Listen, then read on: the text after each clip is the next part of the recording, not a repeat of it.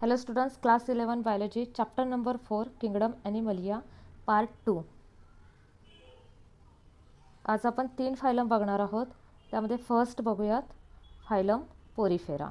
Porifera पोर bearing animals. पोर bearing animals, there are small pores present on the body of animals, so they non as Porifera. Second character, these are the aquatic animals and commonly called as sponges. Aquatic animals, they occurs in marine water as well as fresh water and they are known as sponges. त्यांना sponges असं म्हटलं जातं and they are asymmetrical. आता asymmetrical, radial symmetrical किंवा bilateral symmetrical हे point समजण्यासाठी तुम्हाला criteria for classification अगोदर स्टडी करावा लागेल, जो माझ्या अगोदरच्या व्हिडिओमध्ये आहे. ते तुम्ही बघितला तरी तुम्हाला समजेल आणि त्यानंतर तुम्हाला ह्या सगळ्या कॉन्सेप्ट क्लिअर होतील.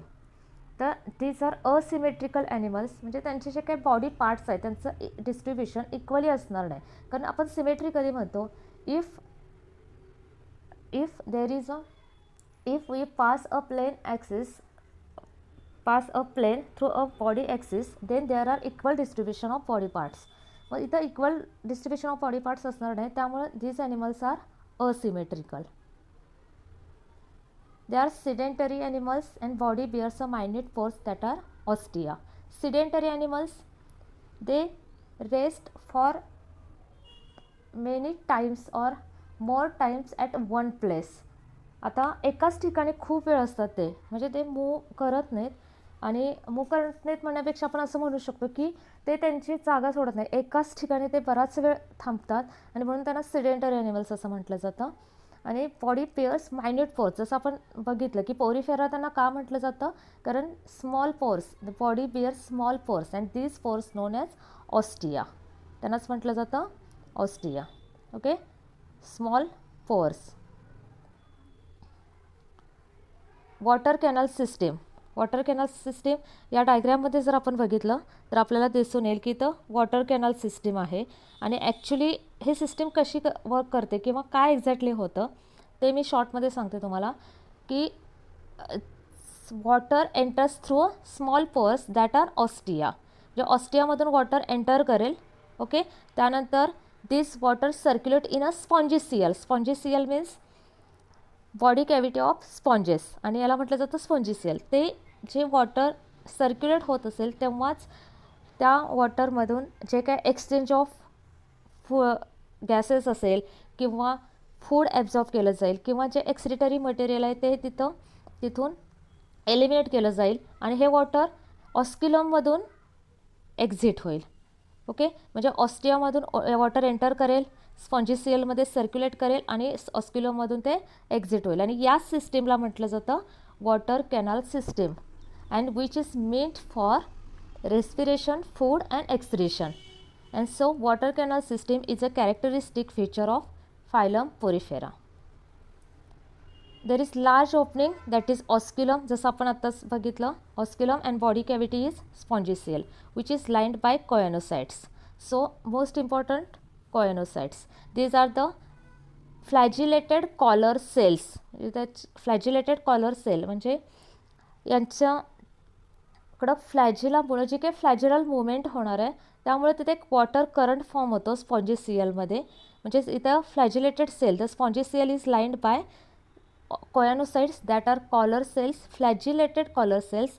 So there is formation of water current.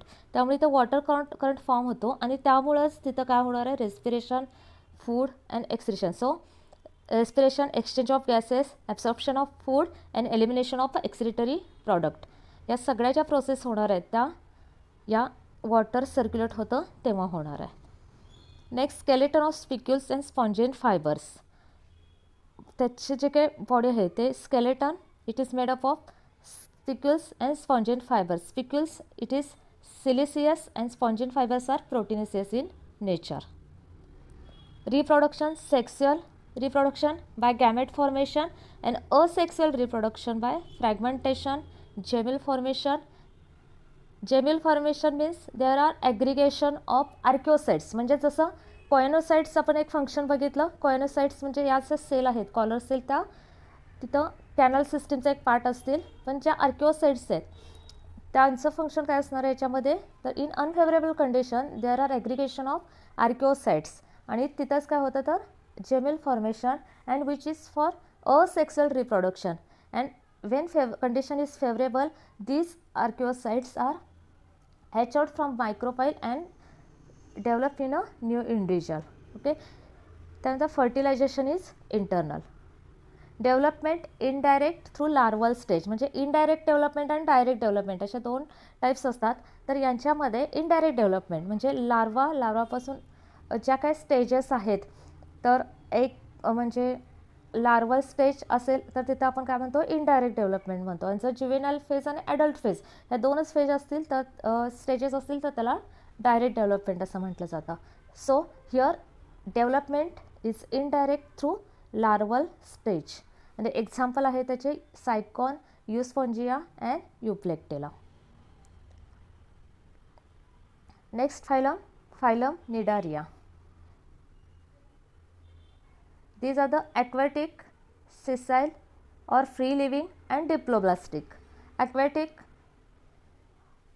they present in water. Sessile or free living म्हणजे जसं आपण फायलम पोरिफेरा सिडेंटरी म्हटलं तसं इथं काय असणार आहे, सिसाईल और फ्री लिव्हिंग म्हणजे ते फ्री स्विमिंग और फ्री लिव्हिंग असतात. डिप्लोब्लास्टिक म्हणजेच काय, the body made up of 2 germ layers.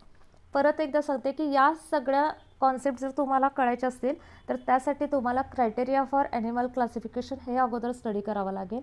म्हणजे डिप्लोब्लास्टिक असेल किंवा असिमेट्रिकल, सिमेट्रिकल, ह्या ज्या सगळे क्रायटेरिया आहेत ते स्टडी केल्यानंतर खूप इझी जाणार आहे classification. Diploblastic means body made up of only 2 layers, 2 germ layers that are ectoderm and endoderm. Central gastrovascular cavity known as coelenteron. In phylum Nidaria, there is presence of a central gastrovascular cavity and which is meant for digestion and circulation. So this cavity is known as coelenteron. त्याला coelenteron असं म्हटलं जातं. म्हणून phylum निडारियाला आणखी एक सिलेंटेराटा, phylum सिलेंटेराटा असंही म्हटलं जातं. There is single opening, that is mouth, single opening. So there is presence of blind sac body plan. Body प्लॅनमध्ये पण ब्लाइंड सॅक बॉडी प्लॅन असणार आहे यांच्यामध्ये. So there is single opening. 2 body forms, polyp and medusa. Phylum Cnidaria show polymorphism that is 2 forms of body, polyp form and medusa form. Polyp form actually cylindrical असतो आणि medusa हा umbrella shape असतो. Radial symmetry, okay, and blind sac body plan. जसं आपण म्हटलं single opening आहे म्हटलं obviously तिथं ब्लाइंड सॅक बॉडी प्लॅन असणार आहे आणि they show radial symmetry. Tentacles bear cnidoblast. Here there presence of tentacles and these tentacles bears nidoblast. And nidoblast, these are the cell also known as sting cell. जसं आपण कोयानोसाइटला last फायलममध्ये बघितलं collar sale म्हटलं जातं, तसं निडोब्लास्टना sting sale म्हटलं जातं. आणि त्याचे फंक्शन्स आहेत offence, defence and anchorage. Offence, okay, attack करण्यासाठी, डिफेन्स प्रोटेक्ट करण्यासाठी, आणि अँकरेज म्हणजे अँकरिंग करण्यासाठी, एखाद्या सपोर्टला अँकरेजसाठी असणार आहेत. हे फंक्शन्स असणार आहेत निडोब्लास्टचे. म्हणून त्यांना निडारिया असंही नाव आहे ते निडोब्लास्टमुळं. आणि सिलेंटेरान जी काही बॉडी कॅव्हिटी आहे त्याच्यामुळे Coelenterata. Reproduction, asexual reproduction by budding and regeneration. Budding जे इथं जर आपण डायग्राममध्ये बघितलं, डायग्राम तर बडिंग दिसतं आपल्याला. आता budding, there is formation of small bird near on parent body, then these birds are matured and detached from parent body and develop in a new individual. म्हणजे एक स्मॉल बर्ड्स तयार होतात पॅरेंट्सच्या बॉडीवरती, म्हणजे parent hydra आहे तिथं. आणि तिथून काय होईल, ते जेव्हा ते मॅच्युअर होतील, मॅच्युअर झाल्यानंतर ते डिटॅच होतील, सेपरेट होतील पॅरेंट बॉडीपासून and they develop in a new individual. या प्रोसेसला म्हटलं जातं budding. And it is It is type of asexual reproduction and regeneration. Sexual reproduction by gamete formation. Alteration of polypoid by medusa, म्हणजे जसं आपण वरती बघितलं की पॉलिप फॉर्म पण they show polyp as well as medusa form. आणि if there is alteration of polypoid by medusa, म्हणजे polypoid जे जनरेशन आहे किंवा फॉर्म आहे त्याचं बाय मेड्युसा, म्हणजे alteration of asexual form by sexual form असेल तर ती जी प्रोसेस आहे त्याला मेटाजेनेसिस असं म्हटलं जातं. Example Hydra, Physalia, Aurelia, Adamsia, Diploria and Gorgonia. Next phylum Ctenophora. These are marine, exclusively marine animals commonly called comb jellies, and these are the free swimming. यांना comb jellies असं म्हटलं जातं because they bears 8 rows of comb plates. त्याचे काही comb plates आहेत त्यामुळे त्यांना काय म्हटलं जातं, comb jellies. Radial symmetry, diploblastic, again diploblastic, radial symmetry, tissue grade of organization. So सेलपासून टिश्यू आणि इथं काय असणार आहे, टिश्यू ग्रेड ऑफ ऑर्गनायझेशन आहे. 8 एक्सटर्नल रोज, जसं सांगितलं होता की there are 8 external rows of comb plates and they use for that plates for locomotion. They use this plates for locomotion and presence of comb plates, so they name as comb jellies. Reproduction, sexual reproduction, and they show bioluminescence. Bioluminescence is a characteristic feature of Ctenophora, means emission of light. ते light emit करतात, ती ability जी आहे light emit करण्याची त्यालाच म्हटलं जातं bioluminescence. Blind sac body plan, so blind sac body plan with single opening. Exhibit extra आणि intracellular digestion. They show extracellular digestion and intracellular digestion. Extracellular digestion means the digestive enzymes are released on food and these food nutrients absorbed by that animals, and then intracellular, they also show intracellular digestion. Indirect development म्हणजे काय, through larval stage. They have coloblast to capture the prey. Again there are coloblast, जसं पोरिफेरामध्ये कोयनोसाइट्स, निडारियामध्ये cnidoblast आणि टिनोफोरामध्ये colloblast. And they also known as sticky cells.